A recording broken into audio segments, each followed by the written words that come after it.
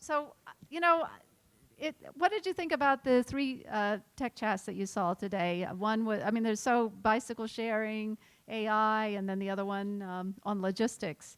What did you make of them? What was kind of your impression? Well, I think all three were fantastic startups, so congratulations to all three of them for being invited here. I think they were all very emblematic of things that are very unique about the entrepreneurial ecosystem in the Hong Kong area and Greater China. Often that is overlooked by the folks in Silicon Valley. A lot of the VC firms tend to want to invest 15 miles outside of the Stanford campus and don't really get very far out. They certainly don't jump on planes to come out here like I do. And many of them don't know what WeChat is or what Chung or any of these companies that have been able to have this type of breathtaking growth. And so the three companies that we just saw, I think if they showed up at a Silicon Valley investment committee, probably would have been given very little attention. And of course, all those VCs would have been very incorrect about the opportunity here. So I think they're just great examples of startups that really tap into this opportunity in this part of the world that is so dynamic. Sure. Anyone else? That's great commentary. Anyone else on what you just heard and saw? We've been looking at Hong Kong for a while. And I think I agree with Francis's point earlier that Hong Kong's come a long way in terms of the quality of the startups that we see over the last 2 years, especially. So I was very encouraged to see the level of companies and to see unicorns being groomed and all that. So very encouraging. Now today we do seem to be in this tech revolution again, just almost like the internet boom. And what's your, as investors, how are you able to evaluate all the opportunities that are out there today in the tech world, in the tech innovation world, from AI to bike sharing to mobile commerce to messaging and big data and all these robotics, and it's just so many areas are exploding at the same time. How are you able to evaluate all the opportunities that are out there today? I've been hearing a lot about specialization among venture capital firms, so maybe it's the specialty time. We have a smaller fund. We are managing two $200 million funds, and we're doing our third dollar funds, and so we have to focus as a smaller fund in a big country in China, right? And against the big names like Sequoia and IDG, where I used to work. So what we do is mostly investing in technology companies and companies with innovation, and the companies cross-border businesses, and with a lot of entrepreneurs based out in Silicon Valley, and coming back to China for the big market, and also building on local Chinese teams to serve that market. So we have done mostly hardware, a lot of the hardware companies, semiconductor devices and medical devices, and also to-B business, mostly to-B businesses where we focus on also software, now artificial intelligence. So with a smaller focus, that I think we should be able to get to look at more of those portfolio companies, and hopefully to be able to make some investments where we have investments in all of these areas. Tech areas. Right. Andrew, also at 1955, you're also specializing, aren't you? Well, it's funny because I actually think that we're non-specializing in the sense that we're we're quite diverse in terms of the sectors that we cover. I think the area where we specialize is the transfer of technology from the US and Europe to this part of the world. But in terms of sector, we're quite broad. We're doing a lot of the save the world categories like energy, environment, food, agriculture, health, education. And I can tell you I have 0 PhDs in any of those areas. And so when I was growing up at firms like Lightspeed and Khosla, I was a general partner at Khosla Ventures for 5 years with Vinod Khosla. I actually had the pleasure of working with a lot of VCs who were not specialists, and in fact, they had made significant returns across a wide range of sectors. Chris Sheppy at Lightspeed had made money in semiconductors, in biofuel, in consumer, in e-commerce, in women's products, all kinds of different things. And what I learned there was that a lot of what tied these investors together was exceptional pattern recognition around what makes for an exceptional opportunity. And Vinod used to always say that in order to make outsized returns as either a VC or entrepreneur or executive, you need to be contrarian and you need to be right. And so often if you're a specialist or someone who is just very, very deep in one very specific thing, often that creates a certain set of biases that might make it harder for you to identify the next big wave or the next big opportunity. And so at 1955, our team is made up of people who have been touching a lot of these different sectors that are less traditional in Silicon Valley and on Sand Hill Road, but have done enough of these industrial technologies, save the world technologies, to develop some pattern recognition around what might make sense here in Asia, where there's a survival-driven demand for a lot of these types of technologies. So we do specialize in that bringing of technology here, but we're actually quite diverse in terms of our sectors of focus. And 1955 Capital was a fairly new fund. And so talk a little bit about how you got it started and the name for it and the significance. Sure. So I left Khosla about a year and a half, almost 2 years ago. After 5 years there, I was, I think, the longest tenured non-founding partner at Khosla. So I actually had a great experience there. But I found that not unlike a lot of the other venture capital firms on Sand Hill Road, Khosla tended to be a bit more US-centric in the way that we looked at deals.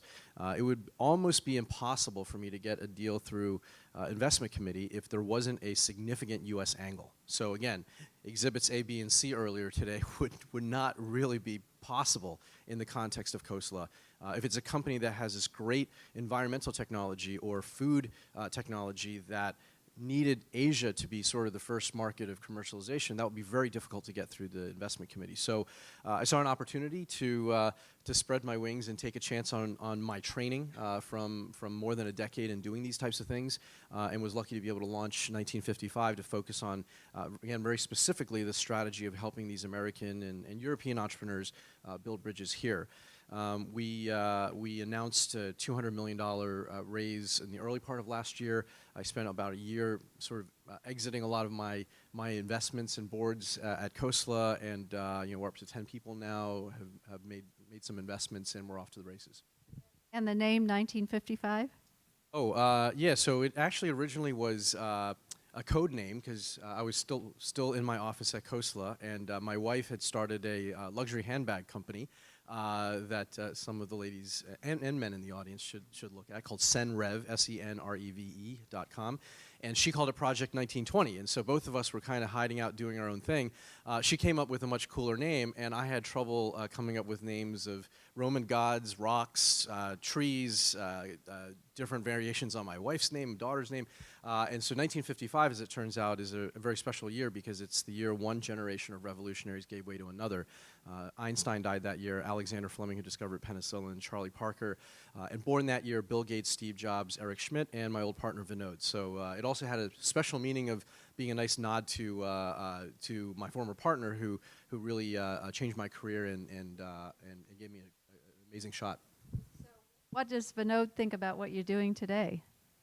Well, a lot of the press when we announced it that in last year, that was one of the first questions they all asked me, and he answered those questions by tweeting it the morning of our launch. He tweeted to his 1 million followers a really nice message to me in 1955, vote of support. So it's been great. He's been really supportive and And our firms are still very aligned in trying to do something that is not just about generating returns and making money, which we absolutely focus on, but also focusing on sectors that are really good for humanity and good for this part of the world and elsewhere. So why aren't you investing in companies with PhDs? We are. I just don't have a PhD. in Oh, I anything. see. I misunderstood you then. No, yeah. Okay. So we actually, funny enough, Vinod, there would be this chart that we would have in a lot of board packs that we would request of our entrepreneurs to show the split of their team personnel based on advanced degrees. And so for when you're investing in a lot of these companies where you're looking for a technology breakthrough, we actually used to put a very big premium on companies that hired enough PhDs to really push forward that type of innovation. So, the company earlier, again, is very impressive in that regard. Yeah, absolutely. And but one thing that didn't strike me as unusual is that at your firm, you're not taking board seats at your investments. You mean at 1955? Yeah. Oh, no, we do. So actually, I would say because of the nature of this type of tech transfer, at least in the early going, we would want to take board seats in every one of them. When I was at Khosla, I was on 10 boards, managing another 7 companies when I left the firm. And in pretty much every one of the cases, I was the only East Asian board member. And among the investors, really the only person who kind of looked like they might know something about China. And luckily, I can speak the languages and have done business here. So for us now, with this strategy, it's essential that we're involved, we're plugged in, and really actively helping these companies. How many board seats are you on now? Now I'm only on a few. Only on a So, few, because yeah, if you're so doing 10 board just seats. started over again. So Yeah, okay, start over again. If you're on 10 board seats, it gives you very little time to go out prospecting, I would imagine. well, I went from 10 to 3 to 0 on the Khosla side in the span of 15 months. So it was a bit of a transition. Okay. Yeah, I'm sure, from being with a fund that's so well known to doing your own thing.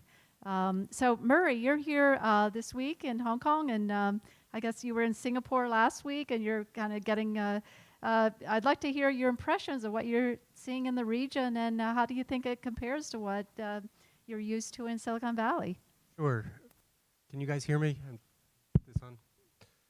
It's a really tough act to follow. I'm always reminded that really talented venture capitalists also speak really fast, reflecting how quickly they think. So, Steve Jurvetson is like the fastest talker I have ever heard.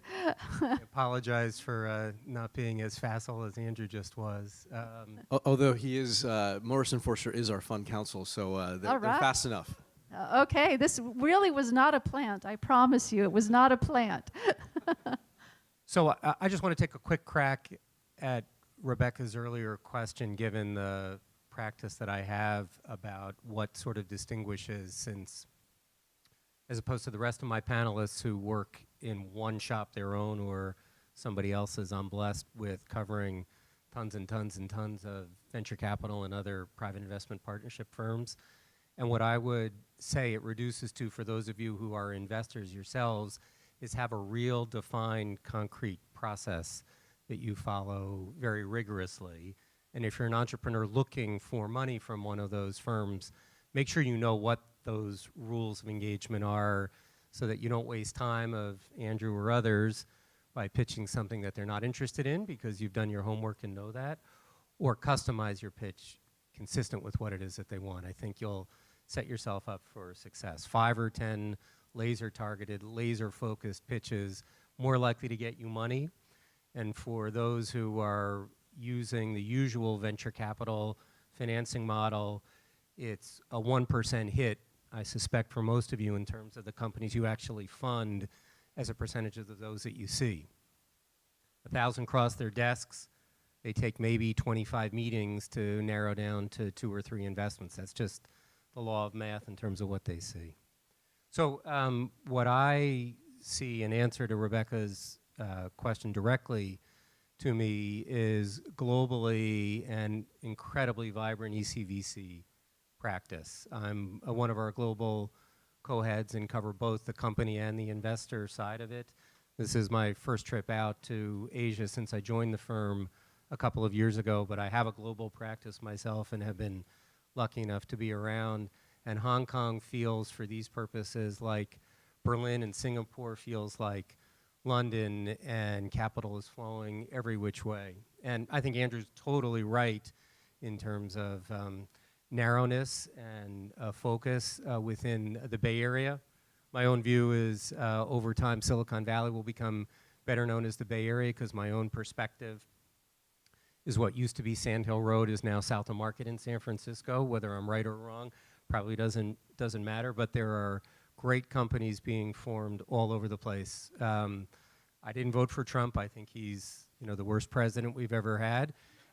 And one reflection of that is his immigration policies, which are driving great entrepreneurs offshore that otherwise would come onshore. People who either come for a brief accelerator program and can't stay and have to leave, or people who can't get in the first instance. That means great businesses being formed elsewhere outside the United States and being capitalized outside the United States.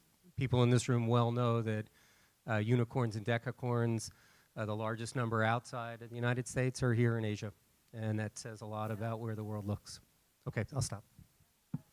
China's second in the world for number of unicorns, and of course, U.S. is still first. Do you realize I just put that adjective in there? Okay.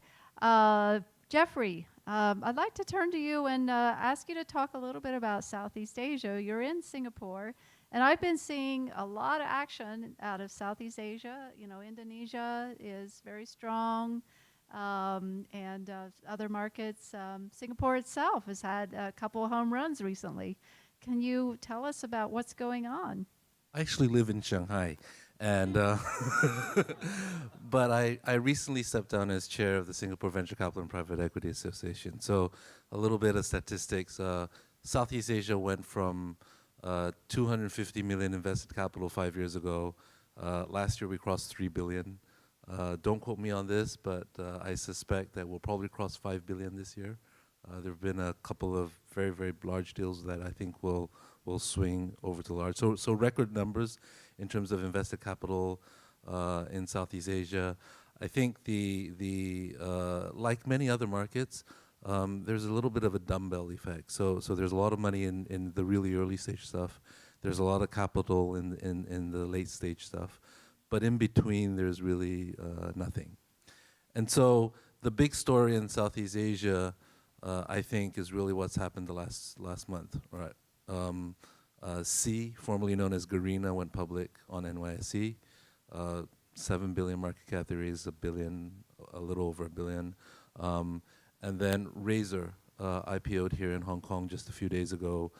5 billion market cap, half a billion fund raised. So Very successful IPOs. yes, and I think as far as the venture market is concerned, and the investment community, the LPs who are looking at Southeast Asia as a potential market, finally there's something that proves the investment thesis. And I think the investors that are holding back are now beginning to seriously look at that market. We will see there's something like 15 unicorns across Southeast Asia. We'll see a string of them beginning to follow suit and to file for their IPOs. There's a lot of talk under discussion already. We've got a couple in discussions with the banks and so on as well. But because of that, I think the mid-market will start seeing some activity. There's now a proven exit, so investors will say, hey, let's look at the companies before they become unicorns and move up. So all in all, it's a very, very exciting time in Southeast Asia. Is there a particular market in Southeast Asia that you're keen on? Southeast, if there was one single market or one or two single markets, I think, if you look at the population base, Indonesia is the largest. But you look at companies like Garena, you look at companies like Razor, they're not really country specific. They're sort of regional. Garena sort of defines, greater Southeast Asia, because they made a claim about being the largest e-commerce company in greater Southeast Asia, and somehow there was some dispute as to what greater actually meant. It covered some markets that are technically maybe not part of Southeast Asia. But all in all, e-commerce is exciting, gaming's exciting. There's a lot of there's a lot of consumer internet plays being played out at the moment. I think one of your earlier questions as to specialization and all that, we're beginning to see a little bit. I think a venture capitalist job is getting tougher and tougher to do. I think as far as Asia is concerned, the low-hanging fruits, the early days of investing behind Me Too companies, with China, it was the Me Too after the U.S., the dot-com boom days. With Southeast Asia, a lot of that is following suit, copying from China. I think those days are over, and we're slowly but surely transitioning. This is both in China as well, transitioning from a consumer-driven startups into technology-driven startups. And I think when you're looking at technology-driven startups, there needs to be more depth in terms of team capabilities. You need a good mix of generalists and specialists to be able to the generalists, because they find it easier, I think, to Andrew's point, to think a little bit out of the box.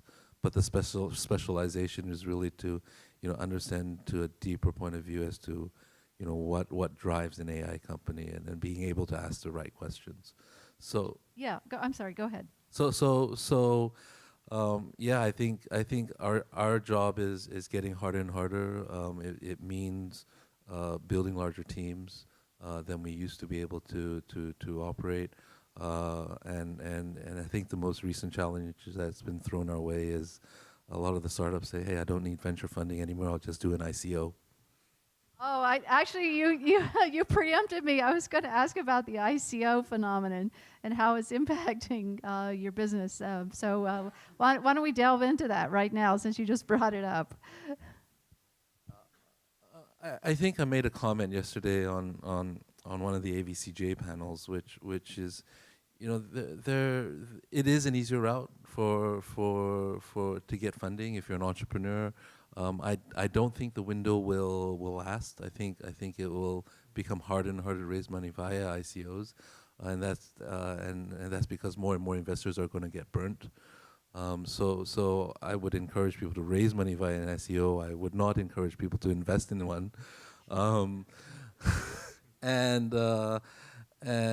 But I think the reason why ICOs are doing really, really well at the moment is because it is essentially a unregulated market. And that means that investors will get hurt. But I think we also need to somehow reflect that, maybe the traditional way that we think about finance and all that, my view, we're overregulated. And so there's a lot of restrictions placed on what we do, placed on how we can fundraise, based on how we can, tap public markets and for that. And I think it's a good point of time to actually think about whether or not there is some middle ground, particularly for startups trying to raise private capital. You made the point about, and let me ask all the panelists here, you made the point about how it's much more difficult today to be a venture capitalist, and you have to have bigger teams and more in-depth teams, and you have to have all this specialized knowledge. Is this going to impact the returns of venture capital as a class? Well, I'll disagree slightly with the proposition. I don't think the job of a talented VC is any easier or harder today than it's been my entire career, both as an investor and as a counselor. What I think right now makes it trickier and harder is being disciplined on valuation. I think this is valuation. I think this is all about valuation, and quite frankly, whether it's some of the people up here with me or those who were mentioned, my guess is they continue to be spectacular investors by trusting their instinct and their judgment about whether to invest or to sit on the sideline. Many people who claim to be venture capitalists, in fact, in my jaundiced view, threw darts and managed to hit something that was called Uber or Airbnb and marketed themselves successfully as a VC investor, and they're not. And that's totally fine. That's their own marketing game. But Rebecca, you've composed a panel here of people who actually are thoughtful, talented investors, and I think they may put fewer dollars to work, or they might put dollars to work in fewer investments and all the rest of it over time because of valuations. But I'm not persuaded that more people thinking about a particular company are what distinguishes the analysis. Yeah, I agree with a lot of what Murray said, and I actually feel like venture capital as an asset class is not only kind of broken, but it doesn't generate great returns as an asset class. If you take the 1,000 venture capital firms that are members of the National Venture Capital Association in the U.S. and the 5,000 plus that claim to be in China, if you look at the entire pool, there is a lot of noise. Historically, the significant amount of the returns are concentrated into a relatively small number of firms. I would say, relative to, is it harder or harder or not? I do think that if you look back at venture capital in its earlier days, it was sort of a product of asset allocation from the 80s, maybe early 90s, with a relatively small group of people giving some more calculated risk takers the ability to identify these neat technologies. Now, 30 years later, things are very different when you have so many of these people chasing after what isn't a much larger number of high-quality deals. And so I think Murray's point about valuation is very valid. I think it goes back to the point I said earlier. I believe that in order to generate outsized returns in a more systematic way, and not just the one-shot wonder type of way, you need to be able to systematically look at things that not everyone else is looking at, because eventually the music stops. And in 1955's case, we are looking at what is generally an overlooked area in the United States. Not very many people are looking at clean tech. In fact, it's a bit of a taboo word to even use that. Sustainable food and agriculture. There aren't 30 firms that are chasing after the deals that we're looking at. And most of the deals we're looking at, we're the only firm looking at it. And in that case, I have 3 months, 6 months to do my diligence. I can get the technical experts, use some of the PhDs on my team to analyze it. I could spend time doing business development with Chinese or Southeast Asian partners so that when I sign the deal, I actually have strategics coming in. The most recent deal that we did and announced a month or so ago is in the lead acid battery area, which is just about the most unsexy area you could look at right now, but $40 billion market. Every vehicle out there on the street, most of them anyway, have a lead acid battery in it, and most grid scale operators already know how to use lead acid batteries. And so the material inside is a silicon plate that can extend the lifetime by 5x and make it recyclable, which solves the two great challenges of lead acid. So we had months to do our diligence, and when we led the round, we had 4 strategics that had done validation themselves that came in on the round with us. So by focusing on an area that is generally being a bit overlooked, and in some cases might even be very much undervalued, we got in at a great valuation, you're able to potentially have a much, much steeper return curve if you turn out to be right about the trend and if you pick the right team and technology. So I think that is very much we're trying to go back to the roots of venture capital, figure out, well, how did some of those early firms in the 80s and 90s get such outsized successes? And it wasn't by chasing after the herd or being a follower. It was about being a pioneer. I think, Jeffrey, you made that really interesting point about how today and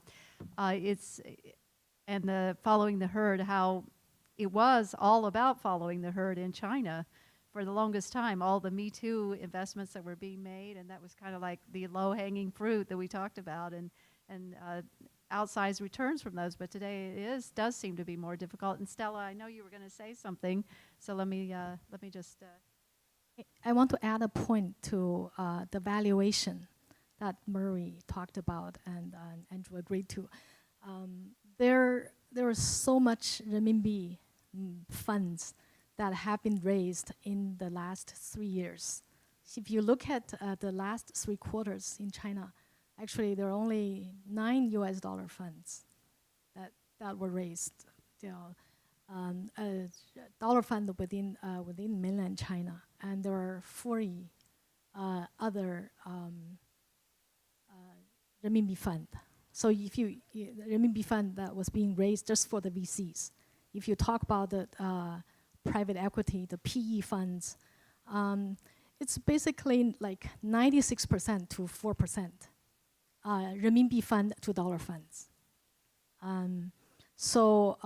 This is why everybody, new investors with renminbi fund, and many of them are like government funded in early stage funds. They come in and flock into the market.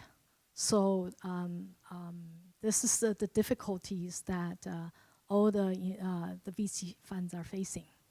And so the dollar fund investor like ourselves, we have to also raise our renminbi fund, because entrepreneurs would not want dollar funds anymore, because there are so many more exits other than going IPO in the US or being sold to international firms. So there are so many other exits, including like the third board, you know, 新三板 and 创业板 and 中小板 and A shares. So all of these opportunities for exits, and this is why we're facing more difficulties. Like Andrew said, LPs are putting less money in percentage into the VCs because the returns are like high single digits instead of the 30%, like in the past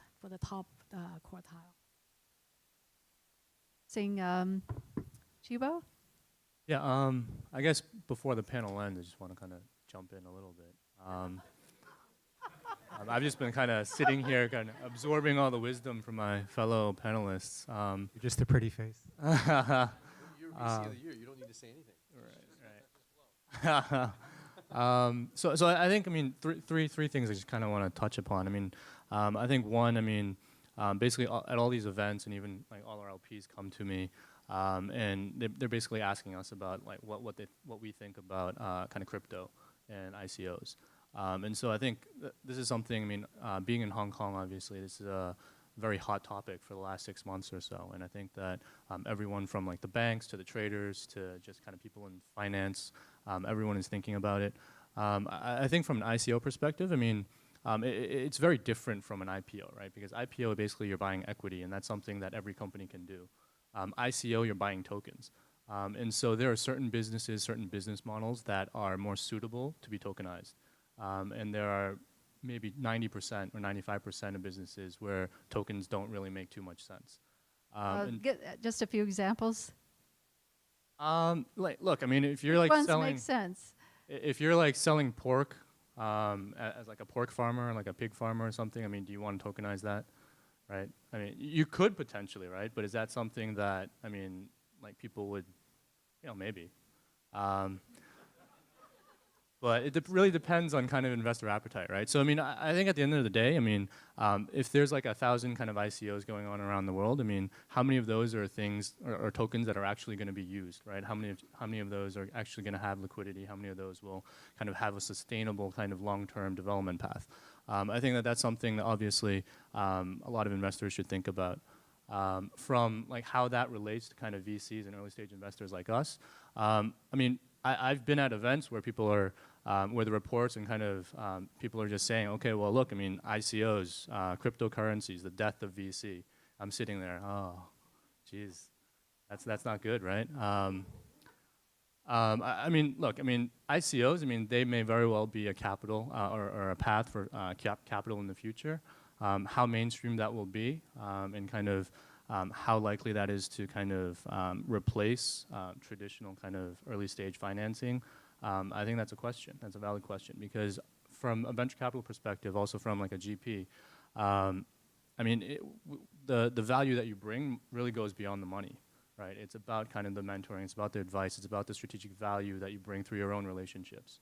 And that's something that if you're raising money from like a bunch of kind of retail investors that you really never see or have no participation other than just kind of owning your token, I mean, that's not something that they could bring, right? Yeah, I kind of talked a lot about this first point. Can I just follow up on that first point for just a second? And can I tie it together with a comment that our friend in the back there, whose name I don't remember, that guy right there, said, no, you. You said you got 30 seconds to explain at the beginning why. Napoleon. You cannot forget that name. The voice I can't forget, the name I wasn't so sure. I counsel companies all the time to say, who are thinking about ICOs, think about your cap table. I mean, the reality is you want folks here on the panel with me who are coming in at the A round and come back in the B and the C and so on and so forth all the way through. I think most ICOs, to me, feel like listing on the London AIM. It's great for the short-term hit to put a little bit of cash in the founder's pocket, but then it's dead money and, to me, death of the company. Sorry for interrupting. What was that? London, not a good place to go public? No, London Stock Exchange, the LSE is great. The London AIM, in my view, is a bunch of crap. Hey, you heard it here. Heard my Trump comment. Yeah, we heard Trump too. Okay, let me ask a question. Since many of you talked about all the micro funds that are coming up and the R&B funds, and all these new sources of funding that startups can tap today. So is there too much money today chasing too few deals? What's your view on that? Could I just, this kind of ties in my third point, so I'll just skip my second point, screw that. We want to hear your second point too. No, it's fine. No, okay, third point. So the third point is actually a little bit about what Stella was talking about in terms of kind of the exits, right? So there are multiple boards, kind of a lot of options for exits. I mean, I think that that's something that kind of coming out of China, I mean, that's something we've seen a lot of. But actually, I mean, I think in the last 12 months or so, before this kind of recent wave of IPOs, I think that there's not been that many IPOs out of China. Right, and I think that a big reason why is just because all of the kind of strategic investors in China, they're really ramping up in terms of the investments that they're making, right? And so being an early stage investor kind of coming out of China, where we're investing kind of the pre-A, the A, and the B, by the time the C round and the D round comes around, look, I mean, if you're not tied up with a strategic, one of the BAT or the TMDs kind of in China, I mean, where else are you going to get your capital? Right, what is your sustainable kind of long-term growth and kind of capital kind of supply, right? And so for the Series C and the Series D, usually, I mean, these are what, like $50 to $100 million rounds, or even more. I mean, it's really just these strategics that are coming in, and because of their participation, because of their check sizes, and because of their kind of long-term investment kind of philosophy, I mean, these companies, they don't really need to think about an IPO in the short to medium term, right? Because they feel like, okay, well, look, I mean, I have this huge backer, and I can just grow my business on my own, and that's all I need, right? And so I think that that's something that has fundamentally changed in China and probably in Southeast Asia as well, where you're seeing kind of an intake of kind of even the Japanese and the Korean investors, where everyone wants to kind of make a play in Southeast Asia. SoftBank just had a huge impact, and yeah, Andrew? Yeah, your question reminds me a bit of the question that was asked maybe 10 years ago in VC when all of a sudden there were all these new angel funds that were spawning. Because the first generation of venture capital successes spawned these entrepreneurs that had a lot of money, all these folks that wanted to do angel investing, and all of a sudden you had this huge class of folks that was able to fund where VCs used to fund seed and A, right? There was this whole new class. And then all of a sudden crowdfunding started, and you had Kickstarter and all these different sources of funding that now are crowding into what angels were doing. And then now you have ICOs and all these other sources of capital, family offices and different foundations, different groups that are experimenting in venture that yet add another layer. And to all this, I would say that all these funding modes are here to stay. So ICOs, whatever you believe is going to be the fate of them, that is going to be a mode, and someone somewhere is going to access that as a source of capital, just like crowdfunding, Kickstarter, and a lot of these different angel groups will have. So what it does is, I think, two things. Number one, it's fantastic for entrepreneurship. It gives more ability for Joe Public or Jane Public to be able to start their own company and have a napkin idea turn into something of significant scale without having to be locked into one source of funding, which in the 80s and 90s early was venture capital. So I think that is fantastic because it spurs this innovation engine, makes Hong Kong a hotbed for new unicorns, just like Southeast Asia or elsewhere. So I think that's fantastic. I think on the other side of it, it puts that much more onus on venture capitalists and other investors at this stage to be able to have a differentiated model. Because again, whereas before VCs were competing with each other to try to get that Series A investee, now we compete against many, many other sources. And so I think to a couple of the panelists' earlier point about, well, what are you doing as a VC that's a bit differentiated? How are you adding value? Is it mentorship? Is it connections? Is it experience going through this process and all that? I think that is you have a higher burden of proof now as a VC to be able to get access to these earlier stage deals. But overall, I think it's a great thing for entrepreneurship to have these sources. Do you think we're in a bubble right now? Absolutely. Okay. So when's it going to end? Well, I think like many of the other bubbles of the past, and when I'm the least knowledgeable about ICOs, by the way. I mean, you know, other than hearing about it. But I was at a particular wedding that featured the bride who's a sister of an attendee here and the partner of a panelist here. And at that wedding in Indonesia, there were multiple people who, after hearing that I was from Silicon Valley, and I was an investor from Silicon Valley, they were asking me, actually a bunch of them were men and women between the ages of 45 and 60 that were asking me, I've got a lot of money. Should I put like $1 million into this ICO or Bitcoin and do that? What exactly is Bitcoin? I think I want to put $500,000 into that tomorrow and tell my private banker to do that. And so kind of like tulip mania, right? There is a bubble element whenever that kind of thing happens. And so yes, I think across a lot of different pockets of whether it's O2O or different parts of the social media stack, Snapchat kind of next generation, a lot of these things there are definitely escalating valuations, and with larger sources of capital coming in to be able to buoy those valuations up, I think the music's going to continue for a bit, but at some point, like it always has in history, it will stop. And that's where, again, the investors that are looking for pockets of opportunity where you're not counting on that kind of momentum, hopefully will win the day. Stuff you're focusing on, yeah. Murray?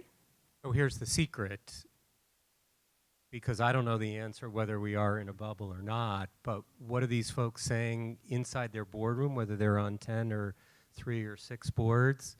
Start making sure you're cash flow positive from operations to be able to withstand the shutting of the capital markets. God, I remember that from the internet boom and bust very well. So, okay, any final comments from anyone on the panel? Just one second. Any final comment from anyone that we skipped over or whatever? I think one thing I would add, I think to Chibo's point about IPOs and all that, I think the one thing I would add is you know, although there seems to have been a lack of activity in the past on the offshore side. Actually, there's been tremendous progress onshore, and this is part of the reason why we see this rise of RMB funds, because you know, I think we process something like China processed like 350, 400 IPOs year to date, and so there's a lot of activity going on there.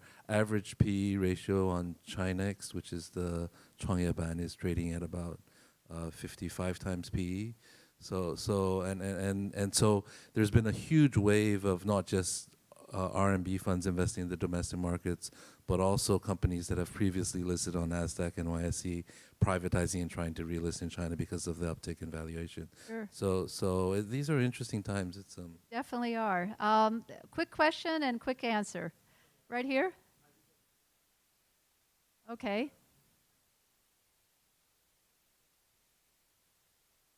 Why haven't you invested in since time, Chibo? Yeah, that's a great question. Dr. Xu, is he still around, or? He went back to his lab. Went back to his lab. Yeah, that's what they do.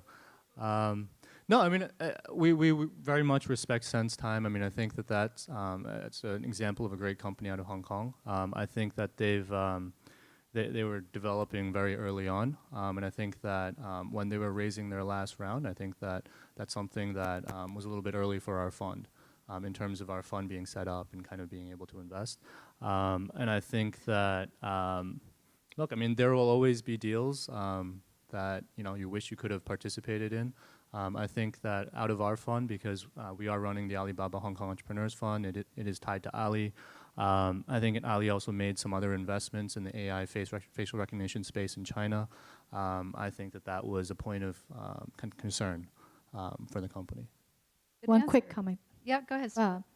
So actually, China, there's more innovations than in the past. So you have to pay attention to it.